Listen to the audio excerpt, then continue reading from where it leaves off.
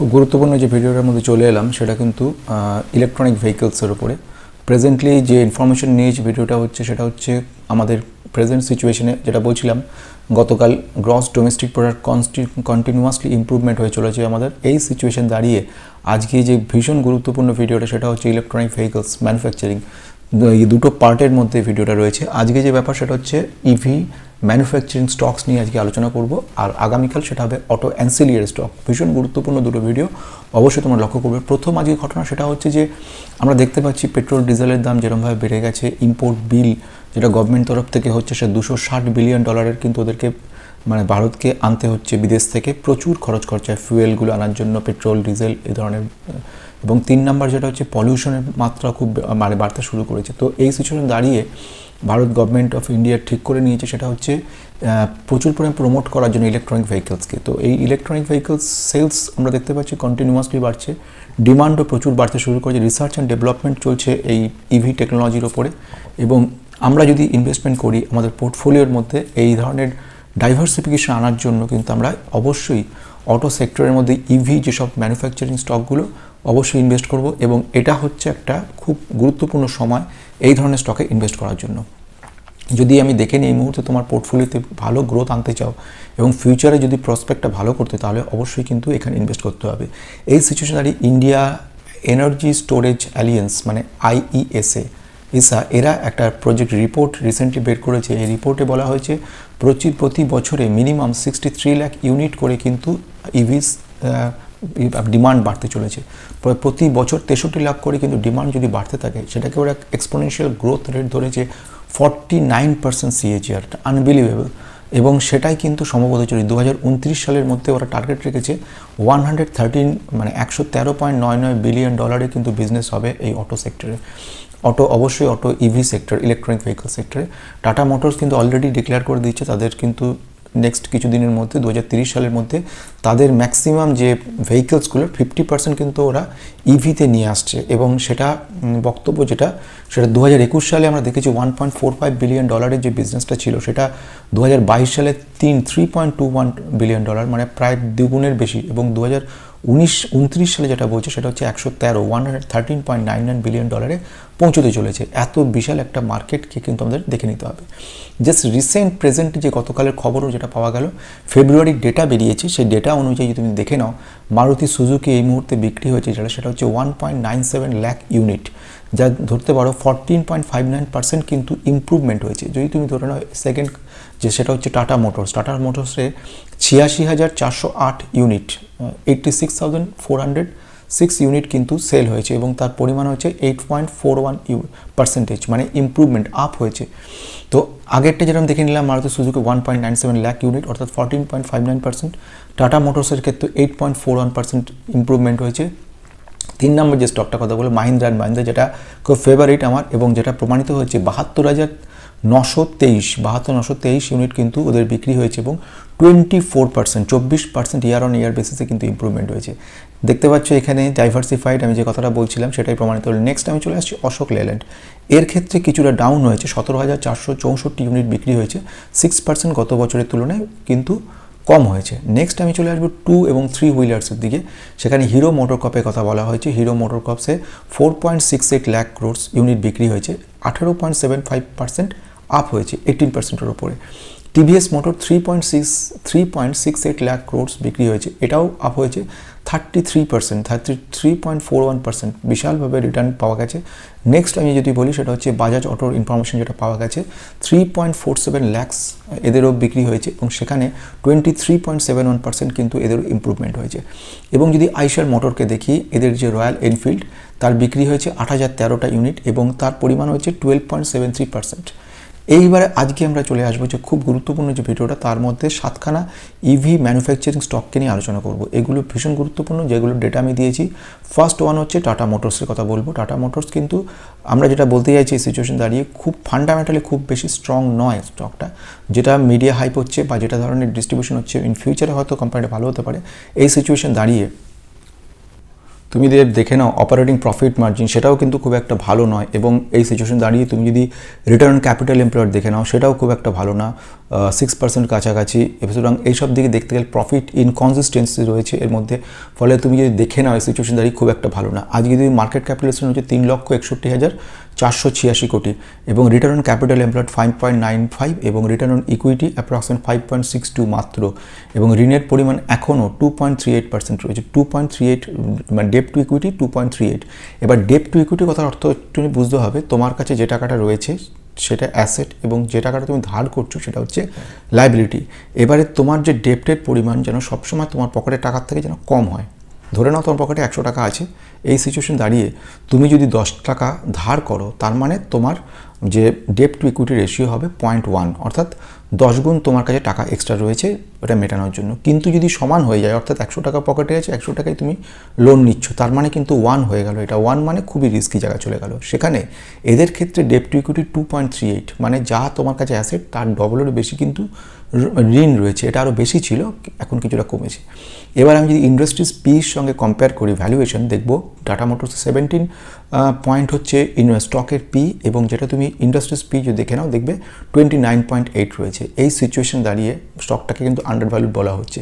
কিন্তু সবথেকে বড় ঘটনা, টাটা মোটরসে কনস্ট্যান্টলি ইমপ্রুভমেন্ট করে চলেছে, এবং ইন ফিউচারে এরা যেটা ডিক্লারেশন দিচ্ছে যে আরও ইমপ্রুভমেন্ট হবে, আরও ইউনিট বাড়ানো হবে, এবং যত সেলস এদের বাড়বে ভবিষ্যতে হয়তো ওরা যে বক্তব্য রাখছে সেটাতে ইমপ্রুভমেন্ট দেখা যেতে পারে বলে মনে করে নিচ্ছে। তো সেকেন্ড আমি স্টকটার দিকে নজর রাখবো, সেই স্টকটা কিন্তু মাহিন্দ্রা অ্যান্ড মাহিন্দ্রা বলছি। SUV 400 এদের একটা খুব ভালো যে এদের ইভি সেক্টরে রয়েছে।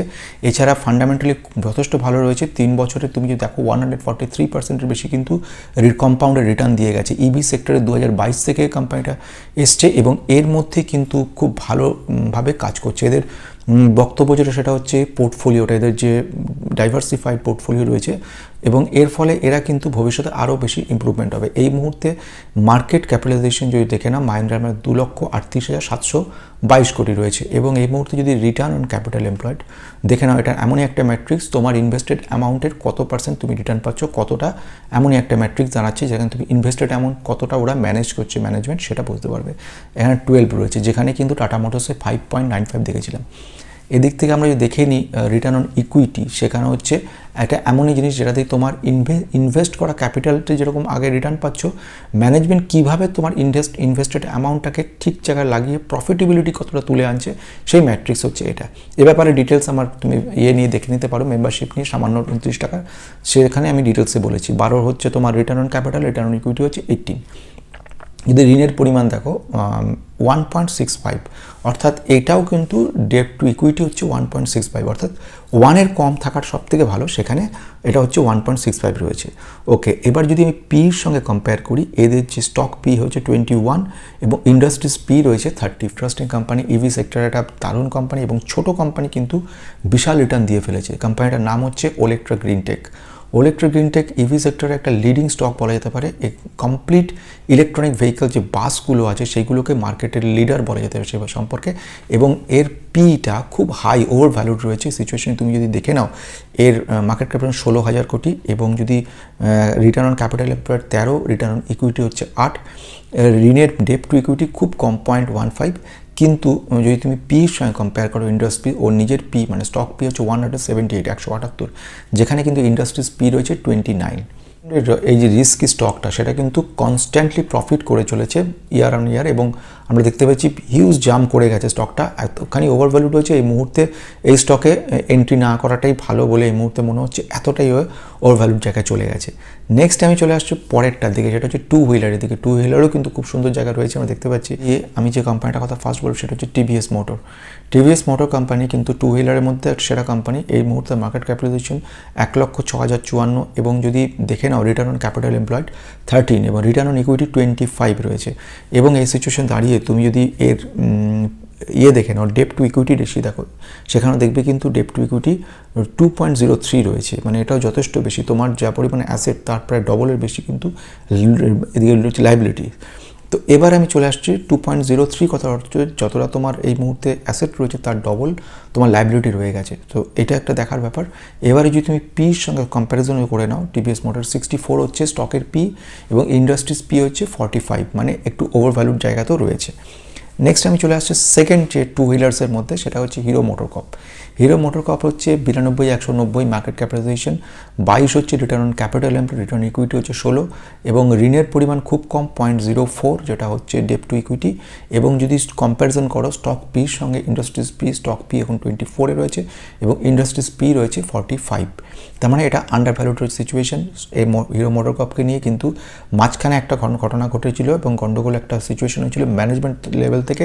সেখানে বেশ কিছু জায়গাতে ওরা কিন্তু সাপ্রেস করা হয়েছিল অ্যাকাউন্টিং, কিছু প্রফিটেবিলিটি বাড়ানোর জন্য অ্যাকাউন্টে সাপ্রেস করেছিল এবং সেটা পরবর্তীকালে যখন সিবিআই থেকে সেটা চাপা দেওয়া হয় এবং সেখানে কিছু ধরা পড়ে, তখন আমরা দেখেছিলাম স্টক প্রাইসটা কিন্তু অনেকটা ডাউন হয়ে গেছিলো। তারই এফেক্ট এখন দেখতে পাচ্ছি আমরা, কিন্তু এটা আন্ডার ভ্যালুড জায়গায় রয়েছে। কিন্তু কোম্পানিটা বরাবরই ভালো ছিল, কোম্পানির বিশাল ডিমান্ড রয়েছে এবং সারা বিশ্ব জুড়ে কিন্তু ডিমান্ড কম বেশি রয়েছে। সারা ভারতের টু হুইলারের জগতে একটা বড় নাম রয়েছে হিরো মোটরকর্প। নেক্সট আমি এরা ইভি সেক্টরে ঢুকেছে এবং আমরা নাম জানি ইভি সেক্টরে প্রচুর ভালো ভালো কিন্তু মডেলগুলো বের করা শুরু করে দিয়েছে। নেক্সট আমি চলে আসবো, সেটা হচ্ছে নাম্বার 6 নম্বর, সেটা হচ্ছে অশোক লেল্যান্ড। অশোক লেল্যান্ডের যে ব্যাপার সেটা হচ্ছে কোম্পানিটাও কিন্তু fantastic company, presently UK based company রয়েছে সুইচ মোবাইলিটি, এদের সঙ্গে কিন্তু এরা টাই আপ করেছে এবং প্রেজেন্টলি ইনভেস্টমেন্টের প্ল্যান রয়েছে আগামী 5 বছরের মধ্যে একটা বড় টাকা মানে 150 থেকে 200 মিলিয়ন ডলারের কিন্তু ওরা একটা ইনভেস্টমেন্ট করতে চলেছে। এবং এদের অশোক লেল্যান্ডই কিন্তু প্রথম যারা কিনা electronic vehicles, first electric light commercial vehicle বলা হয় যেগুলো, সেগুলো কিন্তু ওরা ইএলসিভি বলে যেটাকে, সেটা কিন্তু প্রথম নিয়ে এসছে এরা।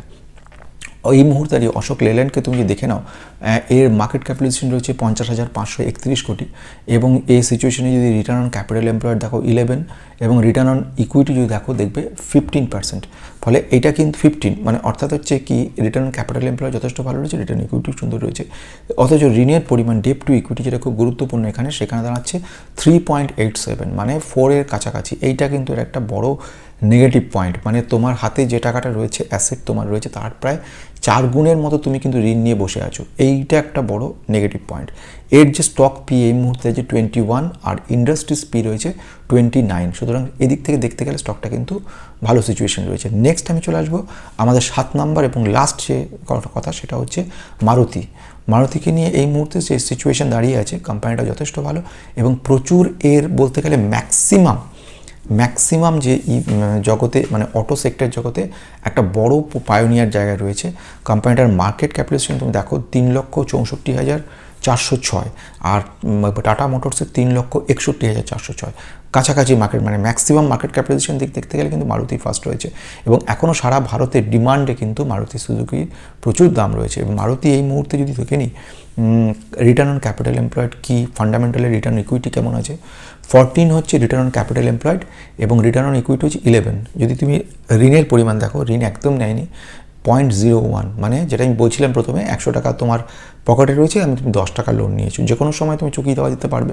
তো এখানে এর হচ্ছে 0.01 মানে এদিক থেকে দেখতে গেলে কিন্তু খুব সুন্দর জায়গা রয়েছে। এবং যদি পির সঙ্গে কম্পেয়ার করি, ইন্ডাস্ট্রিজ পি এই মুহূর্তে রয়েছে 35 আর এর নিজস্ব পি রয়েছে 29। ফলে এটা কিন্তু এখনও যদি আমি ভ্যালুয়েশন চেক করি তুলনামূলকভাবে এটা ওভারঅলভাবে দামটা কিন্তু কম। এইবারে হয়ে গেল মোটামুটি 7খানা আমরা স্টককে নিয়ে আলোচনা করে ফেললাম। ফ্যান্টাস্টিক ম্যানুফ্যাকচারার যেটাকে বলছি আমরা ইভি ম্যানুফ্যাকচারিং স্টক, এবং এই স্টকগুলো ভবিষ্যতে কিন্তু বহুগুণ রিটার্ন দিতে পারে, যার একটা ইঙ্গিত আমরা প্রেজেন্টলি পেলাম। ফেব্রুয়ারির রিটার্ন যে ডেটাটা থেকে পেয়ে গেলাম, সেখানে হিউজভাবে মারুতি সুজুকির আমার সোল্ড বিক্রি করেছে 1.97 লাখ ইউনিট, মানে অ্যারাউন্ড 15% মতো কিন্তু জাম্প করেছে। এবং যেরকম আমি নেক্সট দেখলাম মাহিন্দ্রা অ্যান্ড মাহিন্দ্রা, সেখানে 24%। আমরা নেক্সট ওয়ান দেখলাম টিভিএস মোটর, সেও কিন্তু দুর্দান্ত 33% বেশি কিন্তু তারা সেল করতে পেরেছে। হিউজ এই টু হুইলার্সে, ইভি সেক্টরে টু হুইলার্সের প্রচুর ডিমান্ড হয়েছে এবং ম্যাক্সিমাম মানুষ এখন কি করছে, ওই মানে ইভিগুলোই কেনার চেষ্টা করছে এই টু হুইলারের মধ্যে, কারণ এদের 1 নম্বর কস্ট মানে ওয়ান টাইম কস্ট বেশি হলেও যখন রেকারিং কস্ট অনেক কমে যাচ্ছে এবং যার ফলে কিন্তু এদের ওদের পক্ষে যে ছোটোখাটো কমিউট দেশের মানে শহরের মধ্যে কোনো যাতায়াত করা এই ধরনের কমিউটগুলো খুব চটপট হয়ে যাচ্ছে এবং পলিউশন ফ্রি থাকছে। তো এই সব কারণের জন্য কিন্তু এরা এইটাকে প্রেফার করছে সাধারণ মানুষ। তো এই জিনিস দেখতে পেলে আমরা নট অনলি দ্যাট টু হুইলারের মধ্যে বাজাজ অটো 23% মতো জাম্প করেছে। তো আলটিমেটলি খুব গুরুত্বপূর্ণ ভিডিওটা আমাদের কাছে রাখলো, আগামী দিনে খুব ইমপ্রুভমেন্ট করতে চলেছে। আমি নেক্সট ডে অর্থাৎ কালকে এটাকে নেক্সট ডে আরেকটা এর থেকেও বেশি আরেকটা গুরুত্বপূর্ণ সেক্টর আমাদের বাকি রয়ে গেল, সেটা হচ্ছে অটো অ্যান্সিলিয়ারি স্টকগুলো কিন্তু নিয়ে আমাদের আলোচনা করতে হবে, সেটা আমরা নেক্সট ডে দেখে নেব। তো আজকের মধ্যে এখানে নমস্কার।